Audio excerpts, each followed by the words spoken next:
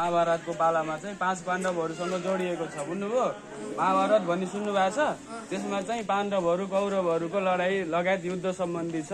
त्यसमा चाहिँ 5 पाण्डवहरू अन्तिममा चाहिँ वनवास लाग्दै लाग्दै स्वर्ग जानुभएको थियो। बुझ्नुभयो कि नै?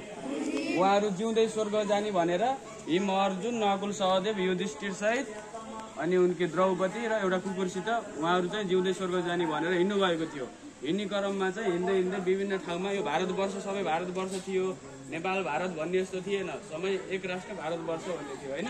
त्यो समयमा चाहिँ अब विभिन्न ठाउँमा बस्दै बस्दै यहाँ पनि आएर बसेर भित्र शिवलिङ्ग, जलकुण्डी अनि विभिन्न आकृतिहरू निर्माण गरेर उहाँहरूले चाहिँ यहाँ केही समय बसेर साधना गरेर यहाँबाट चाहिँ स्वर्गद्वारी गएर यज्ञ गरेर स्वर्ग जानुभएको भन्ने चाहिँ महाभारतमा प्रमाण छ होइन। यो चाहिँ यो रुख छ नि, ठुलो रुख, साँचको रुख, यो रुख चाहिँ 1.5-2 वर्ष अगाडि यो दाङमा चाहिँ थारू जातिहरूको, चौधरी जातिहरूको धेरै बस्ती थियो। त्यो समयमा यहाँ जङ्गलमा आएर फडानी गर्ने क्रममा यो रुखलाई चाहिँ काट्ने कुरा भयो होइन। अब त्यतिखेर यो रुख ठुलो थियो सानो थियो भने हामीले देखिएन, काट्दाखेरि चाहिँ रुख ढलेन, नढलेपछि किन ढलेन भनेर उनीहरू गए। अर्को दिनमा आएर ढालमला भनेर गए, तर अर्को दिनमा आएर हेर्दा रुख जस्ताको जस्तै देखे त्यो ठुलो रुख होइन। त्यसपछि यहाँ केही रहस्य हुनसक्छ भनेर वरिपरि भएको घाँसहरूलाई काटेर हेर्दा चाहिँ भित्र शिवलिङ्ग पत्ता लाग्यो होइन। यहाँ 5 पाण्डवहरू आएर बसेको हुनाले यस ठाउँको नाम चाहिँ पाण्डवेश्वर महादेव हुन गएको। बुझ्नुभयो कि नै?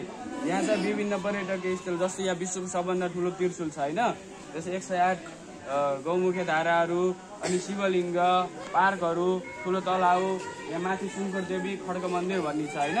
त्यहाँ चाहिँ 4963 सिडी लगाएर जाने चाहिँ बाटो बन्दै छ। पछि तपाईँ ठुलो भएर जानु होला है। यहाँ माथि छ, यो चाहिँ तपस्वीहरू आएर तपस्या गर्ने, साधना गर्ने, ध्यान गर्ने, आनन्द लिने ठाउँ हो है। मन्दिरमा आइसकेपछि मन शान्ति गराउने, फलको केही आशा नगरिकन भगवानलाई प्रार्थना गर्ने है त। यसको ठाउँ चाहिँ रहस्य चाहिँ 5 पाण्डवहरू आएर यहाँ बस्नुभयो, साधना गर्नु, विभिन्न आकृति निर्माण गरेर उहाँहरू स्वर्गद्वारी हुँदै यज्ञ गरेर स्वर्ग जानुभयो है।